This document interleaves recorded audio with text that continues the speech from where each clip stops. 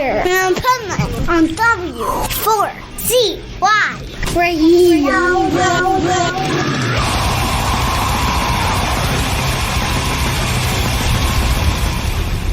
Wake up, America! It's time for the Adventures of Pipeman on W4CY.com, West Palm Beach's #1 internet radio station. Here's your host, the Pipeman.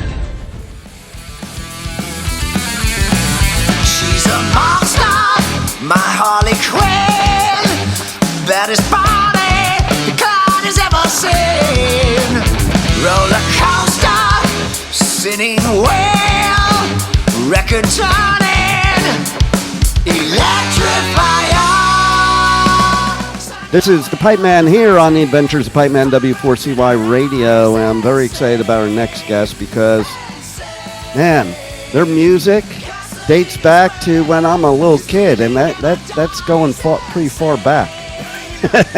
So I'd like to welcome to the show Stevie and Richie from The Suite. How are you? Really great. Thank you.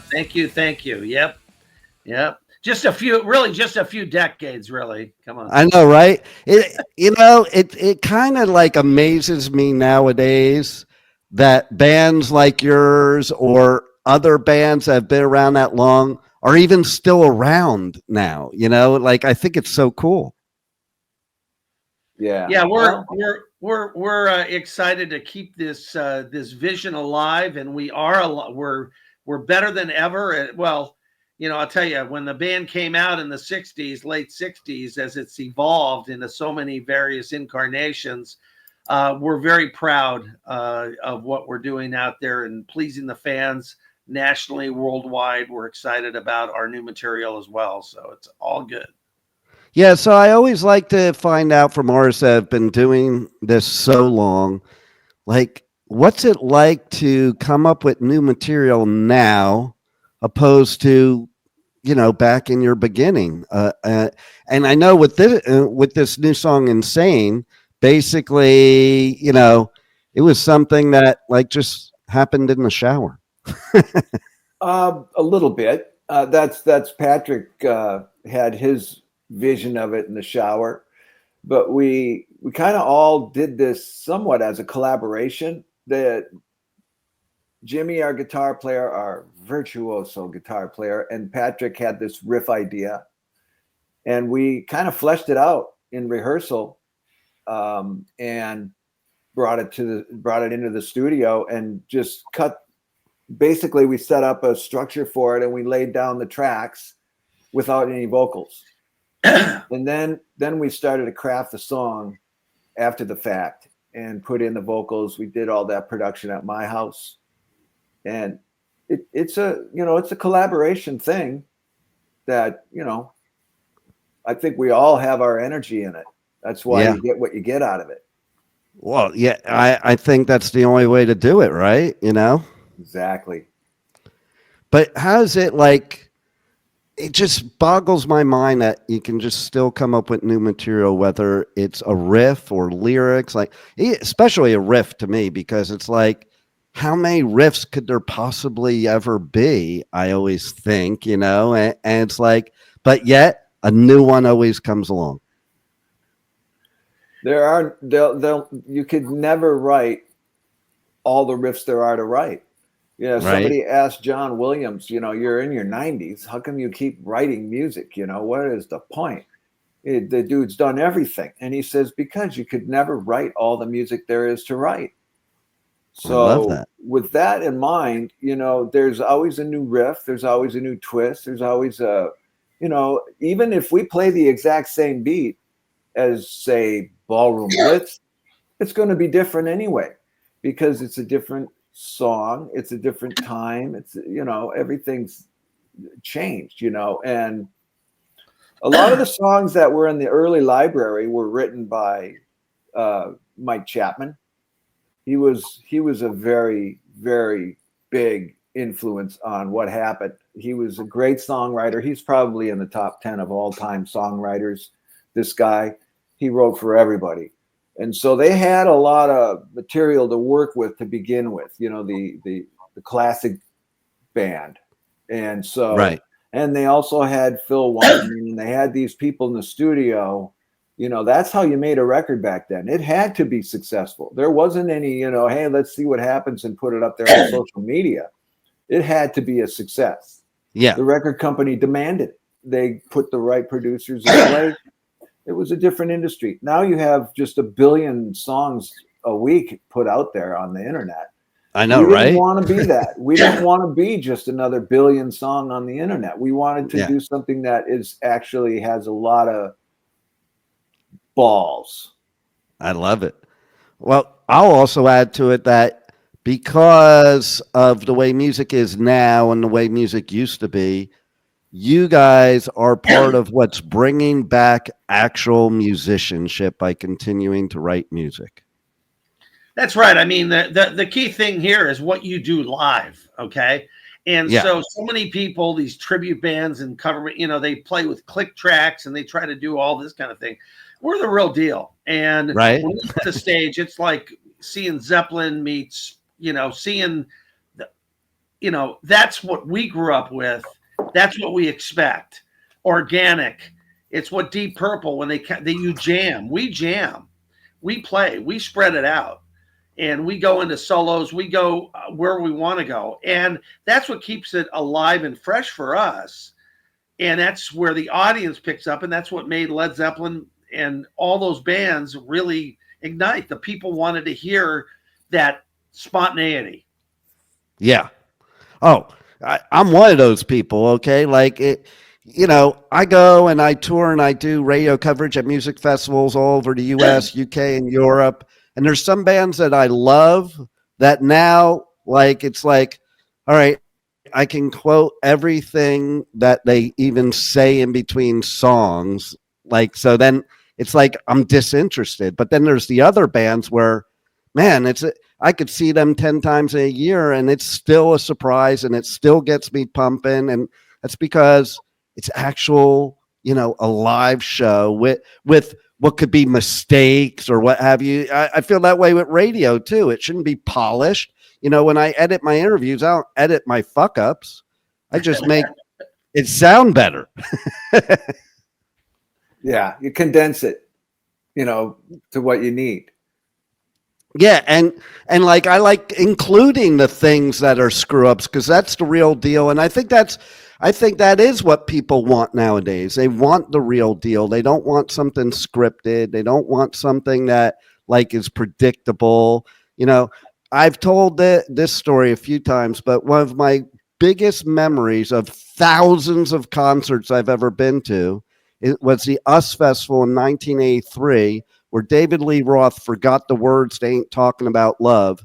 And instead of trying to fake it, he just yelled out to 300,000 people, "I fucking forgot the words." And they roared like it was the best thing that ever happened. There you go. That's a lead singer. That's a guy that knows what he's doing. He's in his skin. That band, the chemistry, you know, it was just there, you know, what do you say? Right? Exactly. And you have to be ready to do stuff like that live. You know, we have so much stuff that's done to tracks, and we even play with a lot of bands today that they're doing music that's classic rock music, and they're doing it to tracks. And I just think, well, whatever, you know, I mean, whatever you think you need to do to get your show done, but that's not us. We're going to go out there, we're going to hammer it out. And if there's problems, we're going to plow right through it. We're going to give them the show of their life. That's our goal. I think too that's the way to get people off their phones nowadays at concerts, by them not knowing what to expect. They have to look up the whole time. Good point. Yeah. Right. Well, you know, it all gets captured now. I mean, you can't do a show without it being totally captured 1,000 times. So, no doubt. Yeah, it's good. And you guys have been doing a lot live. You got something coming up very soon here in Vegas at the Golden Nugget. So that's cool. It's a family for us there. We love that place. Yeah. So what can people expect at that show? For people that have never gone to one of your shows, tell me why they should be there. Because it's the first time we've ever come on stage nude. Okay. Well, maybe for you. maybe for you. Sorry. You should do that at the Sphere, and then it'll be just like all over the whole Sphere. Yeah, that's a good look. No, that would not be pretty. Okay, that would not be pretty. Yeah. What's going to be amazing is you're going to see the new songs that we've created. You're going to hear "Insane" and "Little Miracle," and you're going to see a presentation. That's the spice on this time, but we mix it up. It'll be another set. It's something that we play the Nugget a couple times a year. This time we're going to mix it up, so it's going to be fresh. And we've really evolved the show. So even in between the songs, we jam, and that's what I was saying. The spontaneity of what we do, and we're flying by the seat of our pants too. And it's more fun, right? Yeah, when you fly by the seat of your pants, it's like. But if you're a qualified musician, you should be able to play and be able to just salvage whatever you've got. You just, it's just like, okay, let's go. And that's what you're going to see at the Golden Nugget this time. It's going to be better than ever. I love it. And so, a lot of times audiences, they only want to hear old stuff. They don't want to hear new stuff. And to me, the benchmarker of how good the new music is how well the audience is accepting it, especially when you've been around a while. So what have you been experiencing? Like the audience has been like loving your new music so far, right? Yeah, they do. They're singing the words by the end of the song, so what more can you ask for? That says it all right there. Yeah. Because there's so many times when people are like, play this song, or they're like, they go for their, their drink or whatever during the new song. So to hear that they're singing the song. Nobody leaves our show. That just says it all. Nobody leaves. Nobody leaves our show. It's just they're on their feet. We blow the place up every single time. It's just what we do. And that's why you're true musicians. Now, I want to talk about your background there, because that is the cover, and I absolutely love artwork when it comes to, I think kids are missing that nowadays, man. That's part of the whole experience. So tell us a little bit about how that creativity came about. Go ahead, Stevie. Okay. This was created by Drake Mufasa, and he's our graphics guy. He did our video for it as well. So we felt like, let's just keep with this theme of this, it's like a DC comic video. And it's so cool. It spans all the generations. It's not like some old thing. It's not, it's just like everything at once. So this girl is so instrumental in the video. We've just figured, let's just have her be the shot, Yeah. And Drake found this particular look, and I think it just says everything. Insane. I mean, look at this girl. She's bleeding, man. Look at that eye. It's bleeding. I know, it's badass. I've taken some girls like this home. My God. I think she makes Harley Quinn look sane. Pretty much. And yes, I have to say I've probably taken a few like that. I like the crazy ones. I have a sign, in my bedroom that two of my daughters bought me that says my next wife won't be crazy. And I responded to, they bought this for me. They're talking about their mother, and I'm like, yeah, I wouldn't bet on that. I was just talking about it on my live show yesterday. It's so funny that we're talking about this now, because the subject of my live show yesterday was, why do women love serial killers?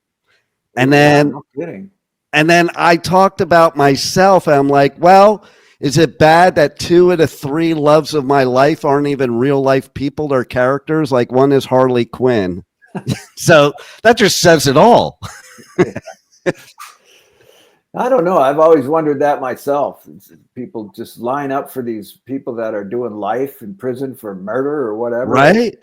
Talk about the ultimate bad boy. It just. I mean, think about it.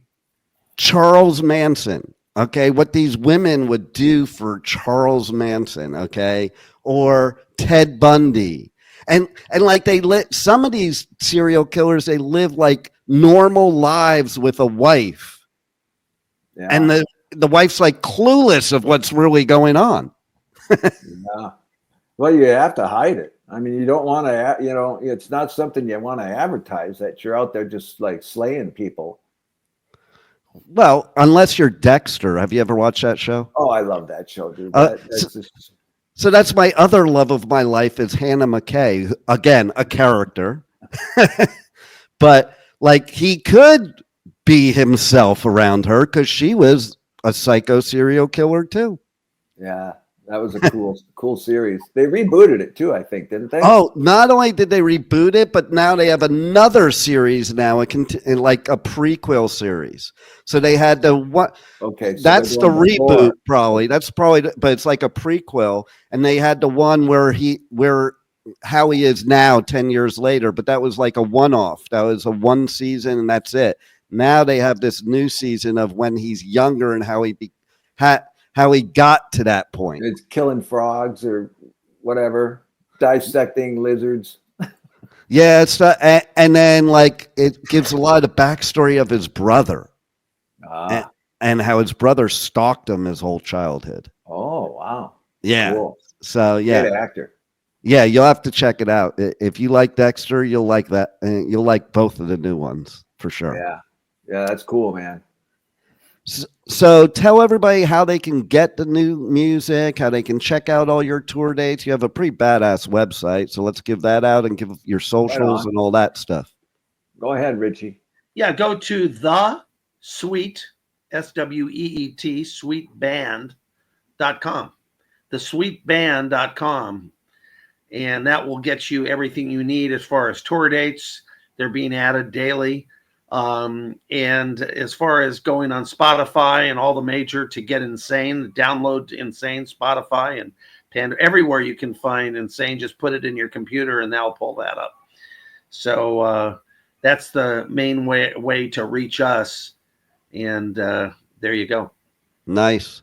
Yeah. So one story, good or bad, that you probably both have different stories in your whole career of doing music or doing this project or anything, what holds out in your mind most of all?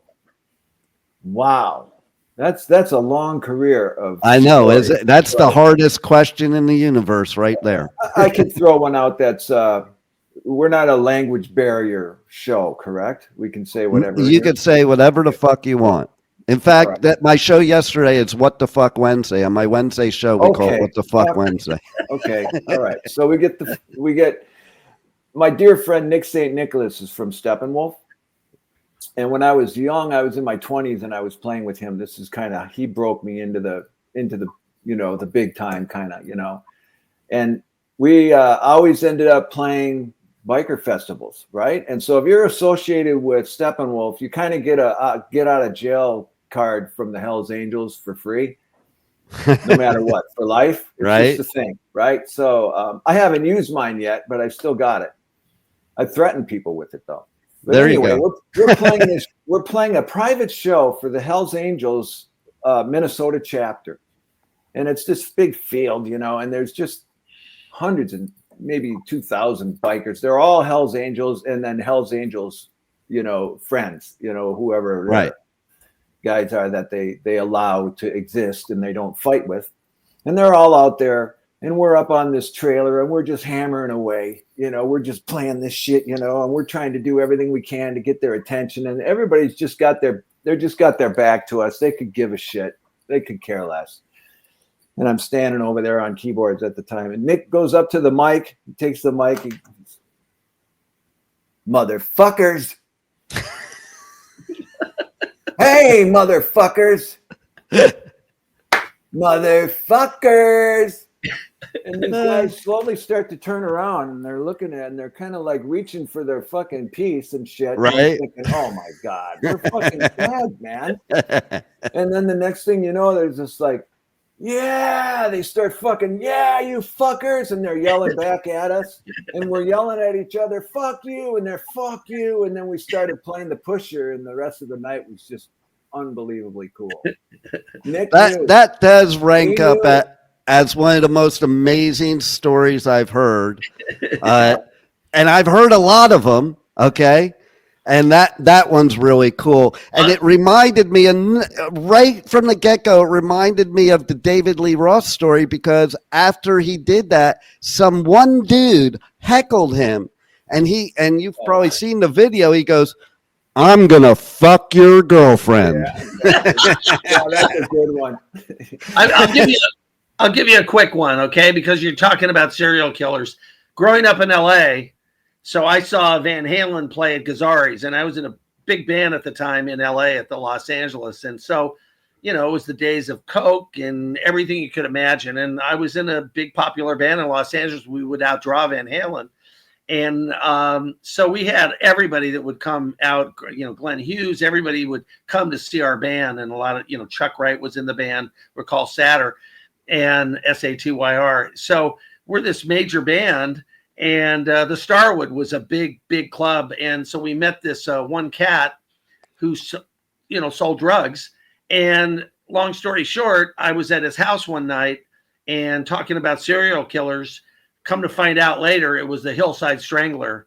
And they broke into the house where we were there. And I was handcuffed and almost killed by the Hillside Stranglers. It was Bono and Bianchi who broke in. And it was a drug ripoff that night. But they came in as cops with homicide badges. Holy shit. We're handcuffed, and I had a gun to my neck. I was pleading for my life. So that's the dark side of what was of rock and roll. So you want a real story about rock and roll and being involved in that seedy club of the Starwood and the whiskey and that whole scene and growing up in LA. I'll give you that one. But anyways. And for anybody that thinks it's like unbelievable, I lived that Sunset Strip scene in the 80s full on. That is so believable that happened. And like, I lost my virginity in the Manson caves.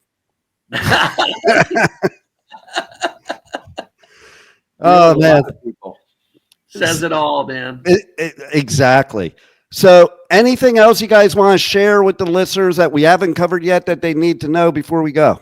They got to come see the band. Yes. Come see the band and demand that our band comes to your city, because we want to spread our music all over. People that in the U.S., they kind of listen to, they know the Ballroom Blitz, Fox on the Run, but not as much in Canada or the UK where they know the name Sweet. So Sweet, keep it in your mind, and we're ready to rock the house. So we really appreciate it. Thank you. See you. Make sure you go listen to Insane and go download that baby, or put it in your playlist, your song list, your playlist, and we'll see you out there somewhere. We're playing Golden Nugget next weekend on the 14th. Nice. And it is a badass song. I used it as my fuel to get me pumped up for the interview, because music is always the pump up for me. And that song definitely gets the adrenaline pumping for sure. Excellent. Thank you. Well, thank you guys for making great music, and thanks for being on the Adventures of Pipeman. Right on, buddy. Thank you. It.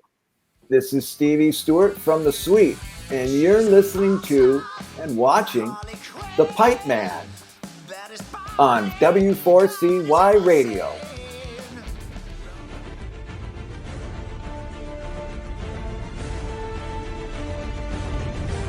Thank you for listening to the Adventures of Pipeman on W4CY Radio.